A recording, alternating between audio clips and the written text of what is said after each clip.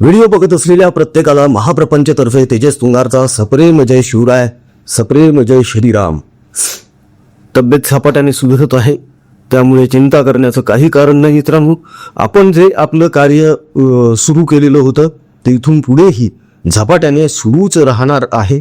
त्यामुळे इथून पुढे देखील आत्तापर्यंत आपण सर्वांनी जसं सहकार्य केलेलं आहे तसंच पुढेही करा ही विनंती.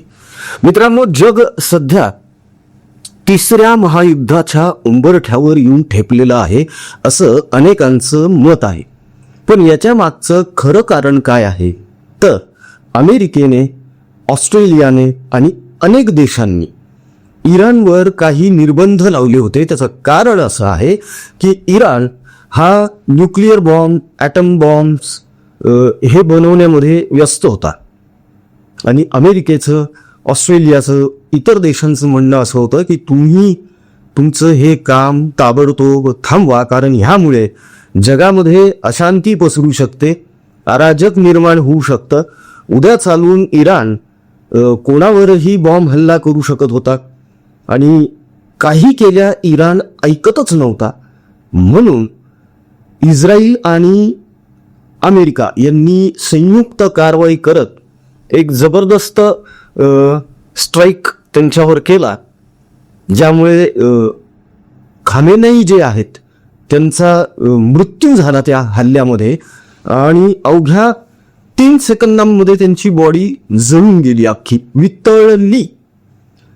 आता हा हल्ला जो झाला पूर्वनियोजित होता. ज्याप्रमाणे ओसामा बिन लादेनला घरात जाऊन ठोकला त्याचप्रमाणे खामेनेई यांचा सुद्धा खात्मा करण्यात आलेला आहे. आता या गोष्टीनंतर इराणमध्ये काही जणांनी आनंद व्यक्त केला. यामध्ये मुख्यत्वे करून महिला होत्या. कशामुळे आनंद व्यक्त झाला तर त्याची कारणं सुद्धा तशीच आहेत. या खामेनेईने इराणमधल्या ज्या मुली आहेत त्यांच्या लग्नाचं वय 9 वर्ष केलं. त्यांना हिजाब घालणं कंपल्सरी करून टाकलं. दुसरं असं की जर घटस्फोट घ्यायचा आहे, तलाक घ्यायचा आहे तर तो अधिकार महिलांना ठेवलाच नाही, तो सगळा अधिकार पुरुषांना देऊन टाकला. याच्या पुढे जाऊन त्या खामेनेईनं एक फतवा असा काढला की जर घटस्फोट झाला तर मुलांचा ताबा, त्यांची सगळी जबाबदारी ही वडिलांकडे असेल, म्हणजे आईला आपल्या मुलांवर काहीही अधिकार राहणार नाही. आता बघा, ज्या माणसाने असे निर्बंध लावले इराणी महिलांवर, त्यांच्यावर काय उजरली असेल? त्यांचं दुःख आपल्याकडचे हे रडणारे समजून घेणार आहेत की नाही? बरं, या रडणाऱ्यांमध्ये आता भोंगा राऊतांचा देखील समावेश झालेला आहे. नेमकं भोंगा राऊत काय म्हणत आहेत, काय मागणी केली आता भोंगा राऊतांनी? नवीनच मागणी केलेली आहे. त्याच बाबतीमध्ये आज थोडंसं बोलूया आणि याचा परामर्श घेऊया मित्रांनो. भोंगा राऊत नेमकं काय बोललेले आहेत हे जाणून घेणारच आहोत आपण. मात्र त्याआधी एक छोटीशी विनंती मित्रांनो, कॅन्सरग्रस्त रुग्ण, त्यांचे नातेवाईक यांच्यासाठी आपण सेवा देत आहोत. सोबतच शेतकऱ्यांसाठी सुद्धा सेवा देत आहोत आणि जे गरीब विद्यार्थी आहेत, जे आपलेच बांधव आहेत, त्यांच्यासाठी सुद्धा आपण सेवा देत आहोत. या सत्कर्मामध्ये आपण सहभाग नोंदवावा आणि आपल्या इच्छेनुसार, मर्जीनुसार आपल्याला जे योगदान देता येऊ शकतं ते निश्चितच द्यावं. जीपे, फोनपे क्रमांक तुमच्याकडे आहे. ट्रान्झॅक्शन केल्यानंतर त्याचा फक्त एक स्क्रीनशॉट काढून व्हॉट्सअपवर आम्हाला नक्की पाठवा. वाट बघत आहोत मित्रांनो आपल्या सहकार्याची. चला आता बघूया भोंगा राऊत नेमकं काय बरं. अशा सैतानी वृत्तीच्या राज्यकर्त्याला मोदी जाऊन तिकडे मिठी मारतात आणि त्यांचं पदक गळ्यामध्ये लटकवून भारतामध्ये येतात आणि गप्प बसतात. ह्याच्या मागे काहीतरी रहस्य आहे. हरामी! मार खाऊ! मुडकीने धूम लावली, जनाची नाही तर मनाची इतकीशी मी ठेवली नाही. एकदम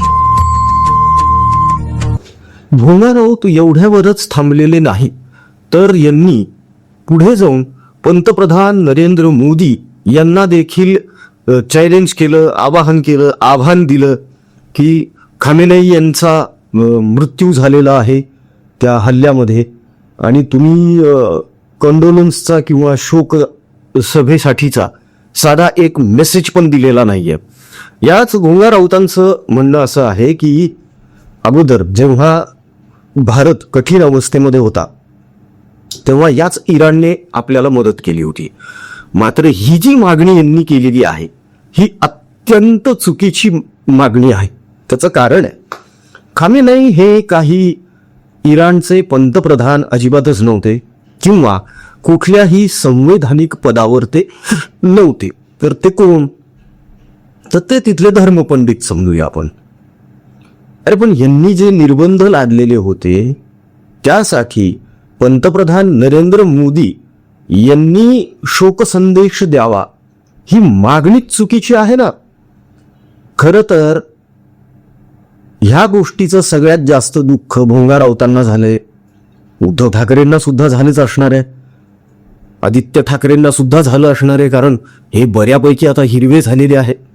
मध्यंतरी आदित्य ठाकरे यांनी प्रश्न उपस्थित केला की ह्या ज्या झोपडपट्ट्या आहेत सगळ्या, या झोपडपट्ट्यांमध्ये बऱ्यापैकी बांगलादेशी घुसखोर राहतात, तर यांच्यावर कारवाई का केली जात नाही. तर जेव्हा कारवाई करण्यासाठी बुलडोजर गेले होते बेहरामपाड्यामध्ये तेव्हा हेच आदित्य ठाकरे आणि वरुण सरदेसाई त्या बुलडोजरच्या समोर जाऊन उभे राहिले होते आणि त्यांनी निक्षून सांगितलं की आम्ही कारवाई होऊ देणार नाही. म्हणजे बघून घ्या हे लोक कसे डबल ढोलकी आहेत. आता राऊतांनी ही जी मागणी केलेली आहे या मागणीला काहीही आधार नाही, काहीही थारा नाही. त्याचं कारण असं आहे की बघा, इराण स्वस्थ बसलेला आहे का? एक तर भिकेला लागलेला देश आहे. हजारो रुपये मोजावे लागतायत 1 किलो चिकनसाठी, मटनसाठी इराणमध्ये. आणि आता गंभीर परिस्थिती अशी ओढवली जाऊ शकते मित्रांनो की आपल्या भारताकडचा कच्च्या तेलाचा साठा हा फक्त 10 ते 15 दिवस पुरेल इतकाच उरलेला आहे. म्हणजे बघा, हे जे आता युद्ध छेडलं गेलेलं आहे याची झळ आपल्याला सुद्धा बसायला सुरुवात झालेली आहे. मात्र रशिया आपल्या पाठीशी असल्या कारणाने रशियाकडून आपण कच्चं तेल परत एकदा मागवून घेऊ शकतो. अर्थात यामध्ये ट्रम्प यांची नाराजी परत एकदा उडवली जाऊ शकते. मात्र सध्याची परिस्थिती बघता, सध्याची युद्धजन्य परिस्थिती बघता ट्रम्प वेगळा अजून काही डिसिजन घेतील असं अजिबातच वाटत नाहीये. बरं, इराणची आजची अवस्था अशी आहे की इराणने सौदी अरेबिया, दुबई, UAE या इस्लामिक देशांवरच बॉम्ब हल्ले केले. सुरुवातीला इराणची स्ट्रॅटेजी अशी होती की अमेरिकेनं आपलं सैन्यदल जिथे जिथे ज्या ज्या देशात ठेवलेलं आहे ते तळ उद्ध्वस्त करायचे. सुरुवातीला त्यांनी तसं केलं देखील. मात्र नंतर रहिवाशी एरियाज जे आहेत जिथे सर्वसामान्य नागरिक राहतात तिथे देखील यांनी बॉम्ब हल्ले केलेले आहेत. आजची इराणची परिस्थिती अशी आहे की हा देश भिकेला लागलेला आहे. असू द्या यांच्याकडे तेलाचे साठे, पण यांच्याकडे कुठल्याही सोयी सुविधा अजिबात नाही आहेत आत्ता सध्याच्या घडीला. आणि यामुळेच इराणमध्ये गृहयुद्ध छेडलं जाऊ शकतं. कारण खामेनेई सारख्या लोकांनी जे डिसिजन्स घेतले, जे निर्बंध आपल्याच लोकांवर लावले, त्यामुळे आधीच तिथली जनता वैतागलेली आहे. पण गंमत बघा, खामेनेई सारखा एक दुष्ट प्रवृत्तीचा व्यक्ती मरतो, इराणमध्ये तिथले काही लोक आनंद व्यक्त करतात, मात्र भारतातले लोक रडायला लागतात. एवढा का पुळका आलेला आहे?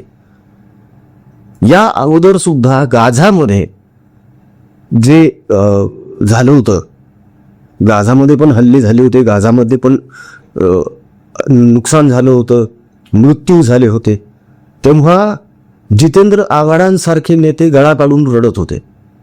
आणि आता इराणवर जो हल्ला झालेला आहे त्यामुळे संजय राऊत गळा काढतात. पण राऊतांनी एक गोष्ट लक्षात घ्यावी, इराणनी बाकी देशांचं जे नुकसान केलेलं आहे त्याचं काय?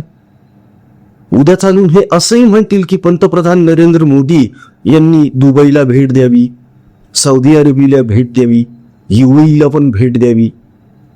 उद्या चालून हे अशी मागणी करू शकतात की नरेंद्र मोदी यांनी अमेरिकेसोबत आणि इस्रायल सोबतचे संबंध तोडून टाकावे. अरे मग साथ कुणाची द्यायची? पाकिस्तानची, इराणची? अरे आजच्या घडीला पाकिस्तान व्यतिरिक्त इराणच्या पाठीशी कोणीही उभं नाहीये आणि लवकरच इराणमध्ये अराजक निर्माण होणार आहे.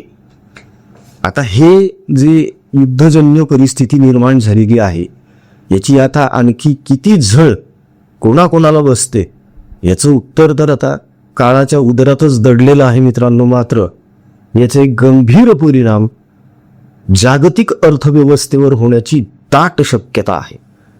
त्याचं कारण असं आहे की ट्रेड थांबणार आणि ट्रेड थांबले की आपसुकच अर्थव्यवस्थेवर त्याचा दुष्परिणाम होणार.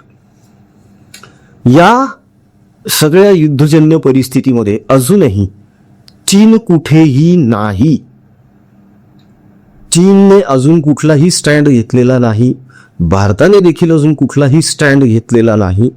अशा परिस्थितीमध्ये आपल्याकडच्या लोकांनी भुंकत बसण्यापेक्षा परिस्थितीचं गांभीर्य ओळखणं जास्त गरजेचं आहे. कारण युद्ध परवडत नसतं, अजिबात परवडत नाही. इस्रायलला सुद्धा परवडत नाहीये युद्ध, पण त्यांच्याकडे दुसरा पर्याय नाहीये, त्यामुळे त्यांना हे सगळं करावं लागतंय. कारण इस्रायल हा भूभाग असा आहे, हा देश असा आहे ज्याच्या आजूबाजूला सगळ्या अरब कंट्रीज आहेत, सगळ्या मुस्लिम कंट्रीज आहेत आणि ते वेढले गेलेले आहेत. ॲक्च्युली ते जो लढा देत आहेत, त्यांचे नागरिक जो लढा देत आहेत तो कौतुकास्पद आहे. इतक्या सगळ्या संकटमय परिस्थितीमध्ये सुद्धा इस्रायलने प्रगती करून दाखवलेली आहे. त्याचं कारण आहे त्यांच्या नागरिकांमध्ये देशभक्ती आहे, देशभावना आहे. त्यांच्याकडचा विरोधक वर्ग सुद्धा जो आहे ना तो अशा परिस्थितीमध्ये सरकारच्या सोबत असतो. मात्र आपल्याकडे नेमकी याच्या उलट परिस्थिती आहे. आपल्या देशातलेच लोक आपल्या देशासाठी घातक झालेले आहेत आणि हे राऊतांसारख्यांमुळे परत परत सिद्ध होतंय मित्रांनो. बाकी या सगळ्या विषयावर आपलं काय मत आहे जाणून घ्यायला आम्ही निश्चितच उत्सुक आहोत. राऊतांची घाणेरडी सवय आहे की कुठेही काहीही घटना घडली तरी त्यावर आपलं मत प्रदर्शित करून मीच कसा सर्वज्ञानी आहे, मलाच सगळी कशी अक्कल आहे हे दाखवण्याचा त्यांचा आटोकाट प्रयत्न असतो. मात्र त्यांच्या याच प्रयत्नामुळे उबाठा गटाची आज ही अवस्था झालेली आहे आणि इथून पुढे आणखी ऱ्हास होणार आहे या गटाचा, ते केवळ ह्या एकाच माणसामुळे. मित्रांनो, या बाबतीमध्ये आपलं काय मत आहे जाणून घ्यायला आम्ही निश्चितच उत्सुक आहोत. तेव्हा कमेंटमध्ये आपलं मत निश्चित व्यक्त करा. जाता जाता परत एक छोटीशी विनंती आहे. आपण आपल्या स्वाभिमानी हिंदू प्रपंच परिवारातर्फे आपल्या हिंदू माता बंधू भगिनी यांच्यासाठी जे सेवा कार्य देतोय, कॅन्सरग्रस्त रुग्णांसाठी, त्यांच्या नातेवाईकांसाठी, शेतकऱ्यांसाठी आणि विद्यार्थ्यांसाठी, ते काम झपाट्याने सुरू आहे. मित्रांनो, परत एकदा आपण ऑनफिल्ड उतरत आहोत. लवकरच एक मोठा उपक्रम आपण राबवणार आहोत, तेव्हा आपलं सहकार्य अपेक्षित आहे. कळकळीचं आवाहन आणि विनंती आहे की दिल्या गेलेल्या जीपे फोनपे क्रमांकावर आपल्या इच्छेनुसार मर्जीनुसार आपल्याला जे काही योगदान द्यावं वाटतं ते निश्चित द्या.